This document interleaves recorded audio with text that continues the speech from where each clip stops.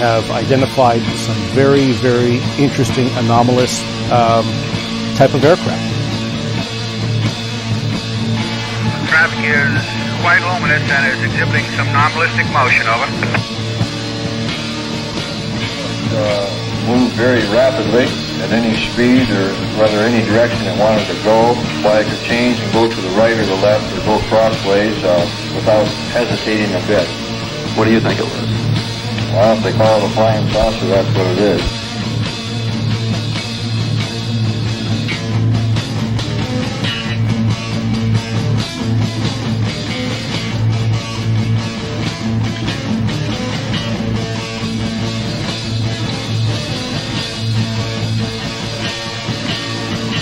EWA 517, do you want to report a UFO? Over. Negative. We don't want to report.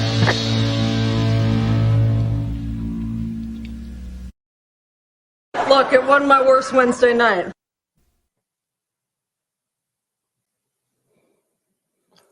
Good evening, everybody. This is Smiles Lewis, and you are tuned in to the live weekly news roundup of the 501c3 Scientific Anomaly Institute, aka the Anomaly Archives. This is Anomaly Now for Wednesday, November 15th, 2023.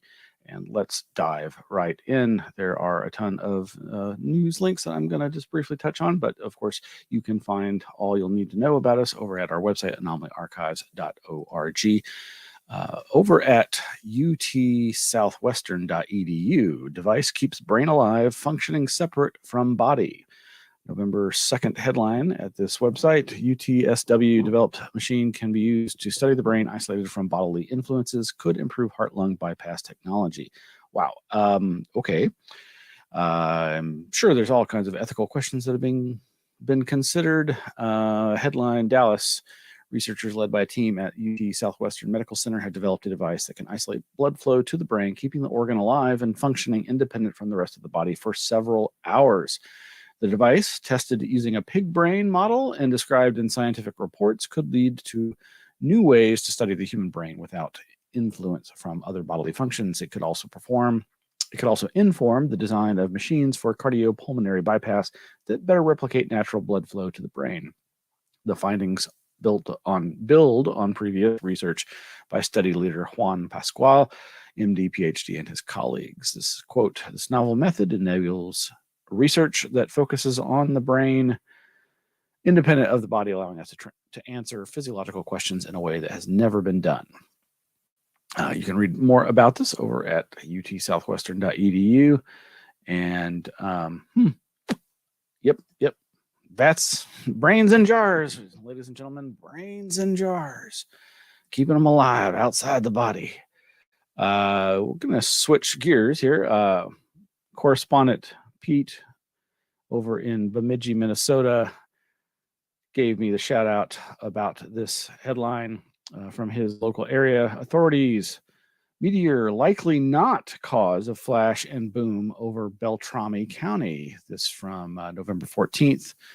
Writer Ryan Yanka, I think it's Yanka, writes, Bemidji, Minnesota, KFGO, a bright flash in the sky over Beltrami County and the sonic boom that followed it were initially reported to be caused by a meteor, but after further investigation, authorities there now say that was likely not the case. Let's see if we can get this to play here. Get ready for a loud explosion, folks.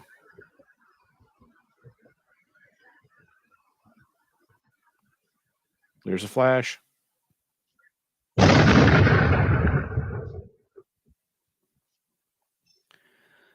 Quote, Mueller said after reviewing video and using mathematics, it was calculated that the source of flash and boom were less than a mile apart. They don't know if the source was stationary or mobile. Quote, this has certainly been an interesting puzzle to try and solve, and we still don't know exactly what it was, Mueller said. We appreciate the assistance we've received from federal agencies and the science community in ruling out what it wasn't, and we'll continue to provide any subsequent information that is learned. For now, whatever flashed across the sky and created the boom remains a mystery. So yeah, for our listeners, video just is a black and white security camera with obviously some audio. They mentioned a streak in the sky. I guess that's been seen in other footage or other eyewitness testimony, but I think in this case it's just a bright flash and then that loud boom. This is from kfgo.com, and of course the link will be in the show notes for tonight's show. Oh, here we go. Is it time yet? It is time. Here we go.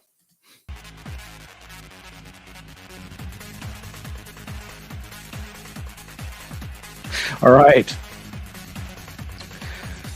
From jalopnik.com. These laser light shows on Chinese highways are meant to keep drivers awake.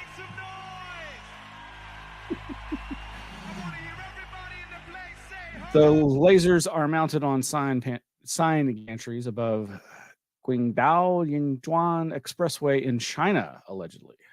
This is, again, from jalopnik.com.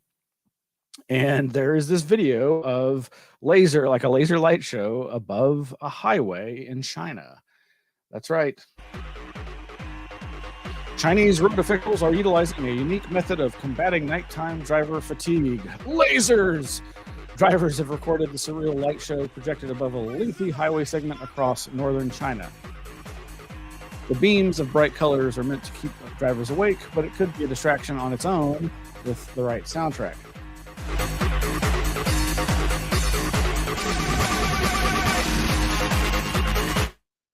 Yeah, anyway, so there is a video there, more of these lasers. I'm telling you, man, if you're on the right drugs, this is a rave while you're driving down the road. From the Science Girl Twitter account, I believe, a video captured on the Qingdao Yongchang Expressway displays vibrant laser lights hovering above the vehicles. Mr. Lee, the person behind the camera, reported that these laser lights designed to combat fatigue quickly revitalized him and reduced his exhaustion during a prolonged drive. The article goes on to mention, famously, a 90-mile straight stretch of highway in Australia features trivia on roadside signs to keep people mentally engaged. Yeah. Okay, enough of that silliness. Now for some more silliness. I swear, on Facebook groups all the time, UFO Facebook groups, I am regularly seeing people posting pictures like these that you can see over at CBS4Indy.com. That's CBS, the number 4Indy.com. Headline, Fireball, quote unquote, spotted flying through sky in central Kentucky. This is from November 4th. And the pictures, I see this and I'm just like, oh no, not another one. Really? The news is reporting on this now? Yeah, what you see in the photos that are provided by the person who instigated this news report, yes, okay, looks like a fireball going through the sky, only they just said it was not moving fast. And they even considered that it could be a contrail, but it was glowing so luminously that it couldn't possibly be a contrail. It's a contrail, folks.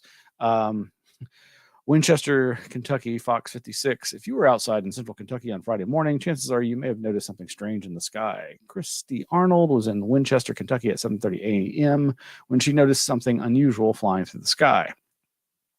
Quote, I pulled up to the stoplight. Of all things, I just happened to look up and see that, Arnold said. Looking at it, it just seemed so far out in the sky, and compared to the airplanes, it wasn't an airplane. In comparison to the airplanes flying around, it wasn't moving. Arnold said it was suspended in the sky for a couple of minutes. I've thought of everything under the sun, and nobody has a clue as to what it could be, but I took a magnificent photo of it.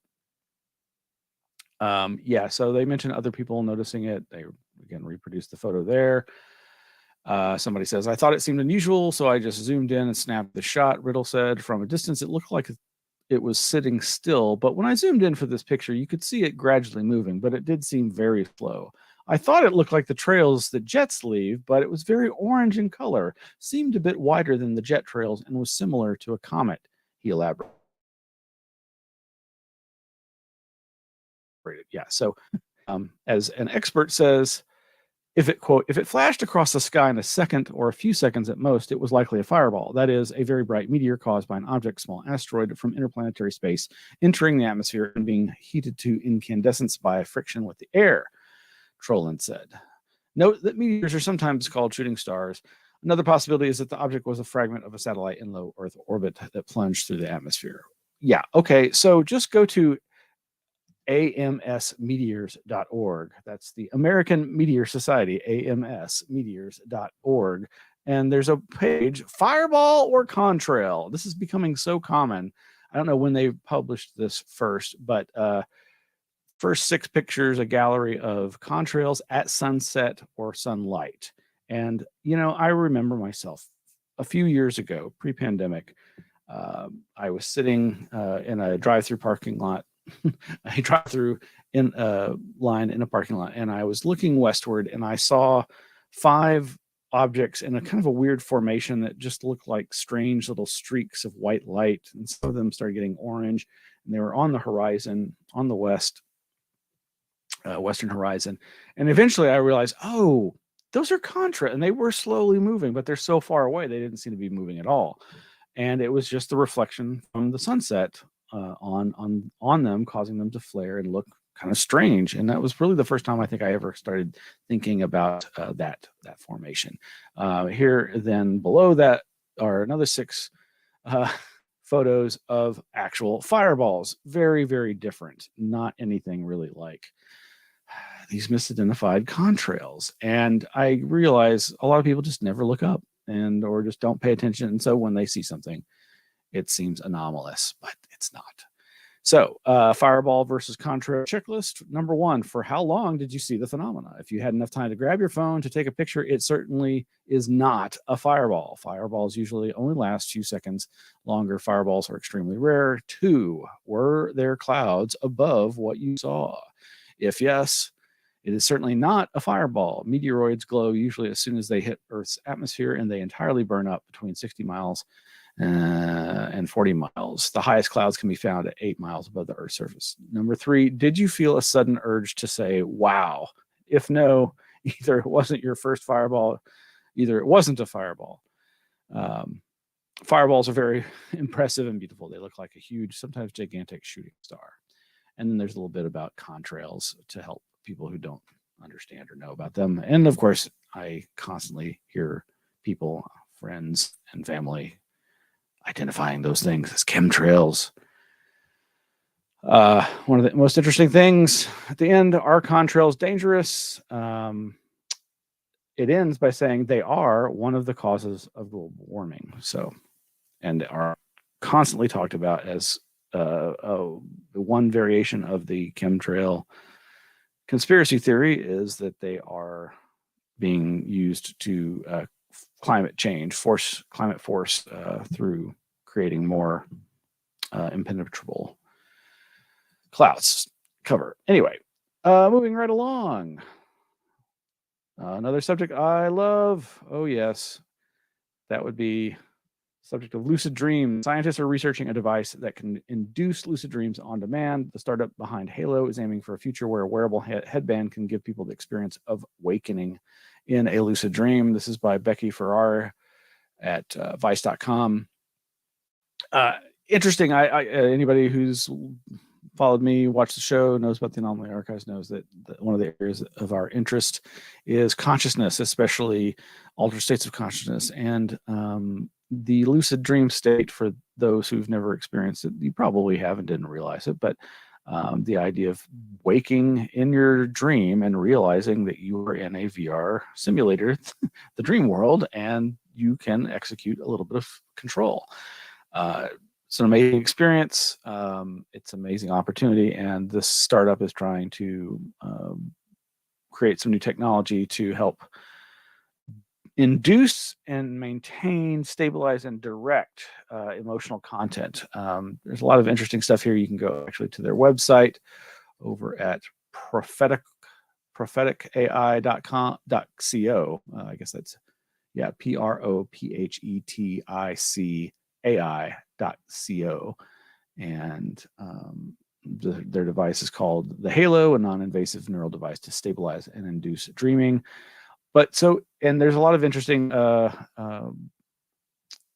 links you can explore from the article as well as their website, including PDFs that go into more detail about all the experiments and what they're trying to do. It's quite fascinating. Over at the Vice.com article, the list of benefits of lucid dreaming is long, noted Barry in the same call. There's everything from helping with PTSD, reducing anxiety, and improving mood, confidence, motor skills, and creativity. The benefits are really outstanding. Prophetic does not make any medical claims about its forthcoming products. Halo is tentatively slated for a 2025 release, though Wahlberg and Barry both expressed optimism about broader scientific research that suggests lucid dreams can reduce PTSD-related nightmares. There's a link to an article there, and promote mindfulness, another link, and open new windows into the mysterious nature of consciousness, another link. What caught my attention about this is they're using, well, they're doing some really good research here with, I guess it's private-public partnerships.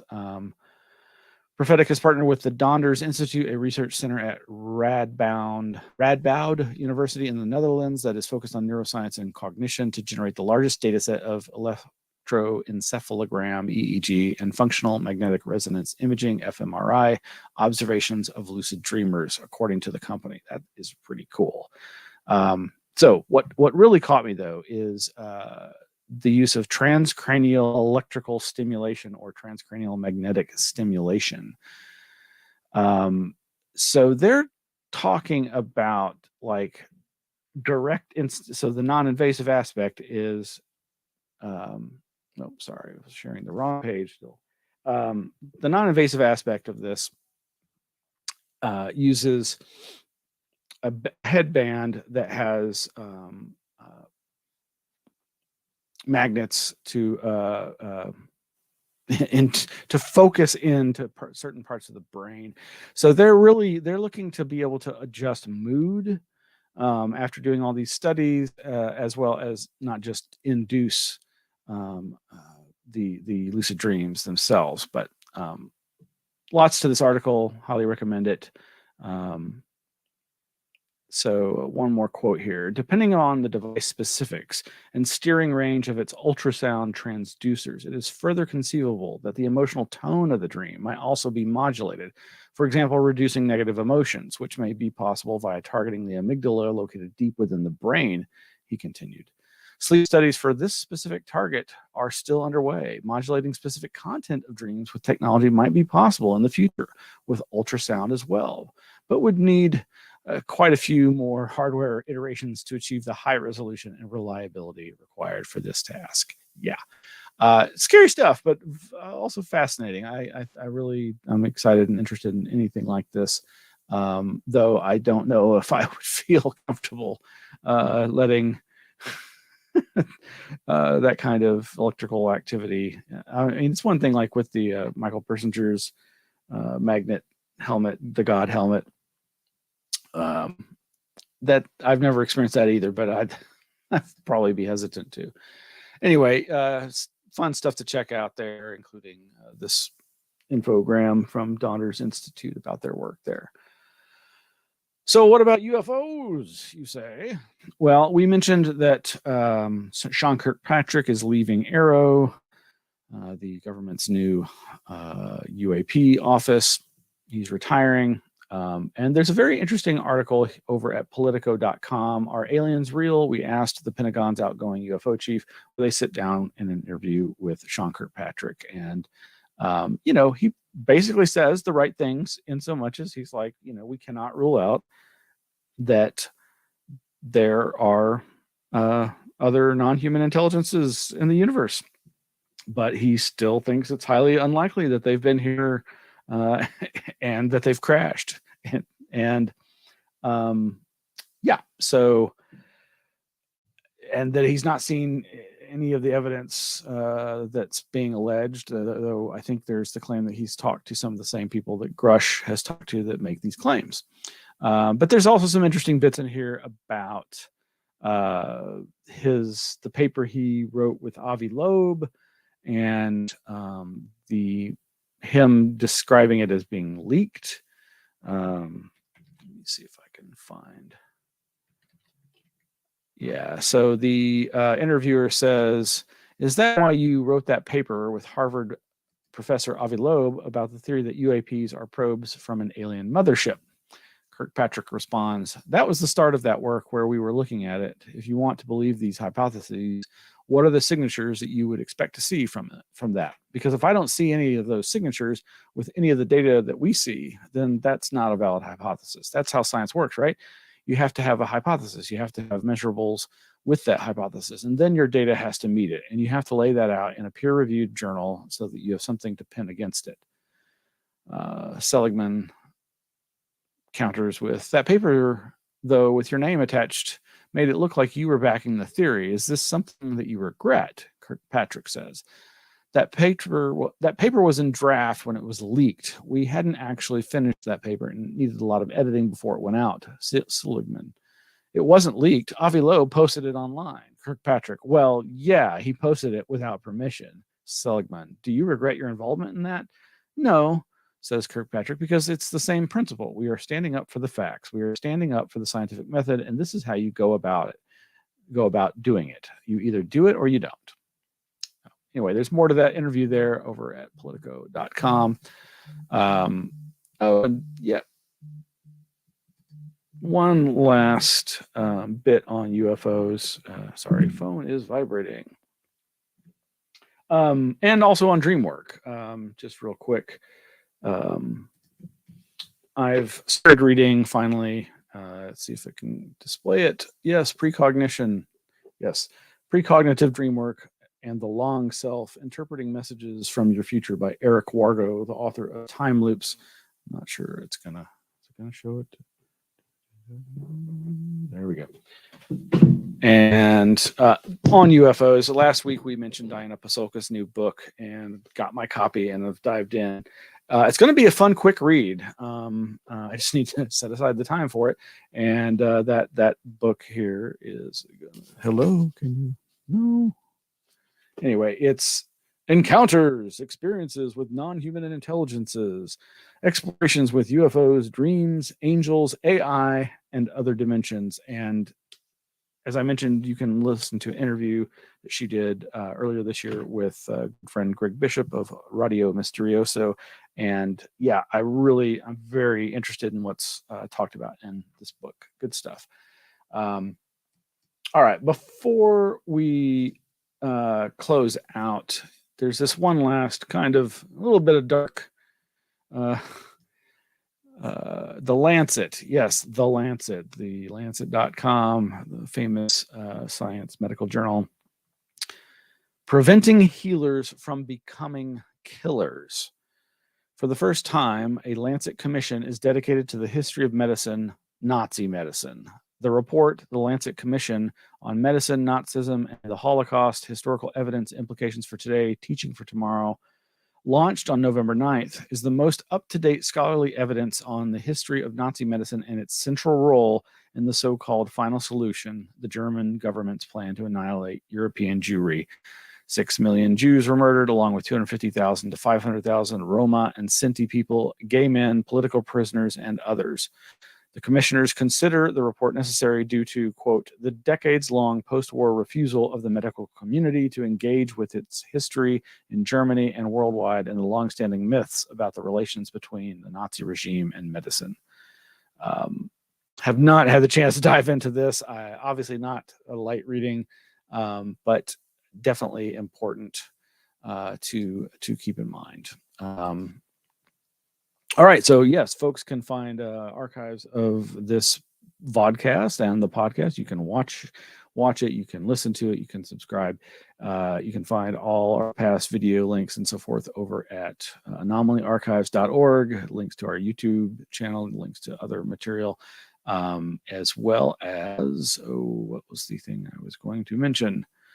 So we're going to be closing the merch store in the next 30 days or less than 30 days. So if you want to support the Anomaly Archives, you can go to our merch store that's linked through anomalyarchives.org and buy great stuff like posters, t-shirts, hoodies, not coasters, coffee mugs, tumblers, mouse pads, all that good stuff.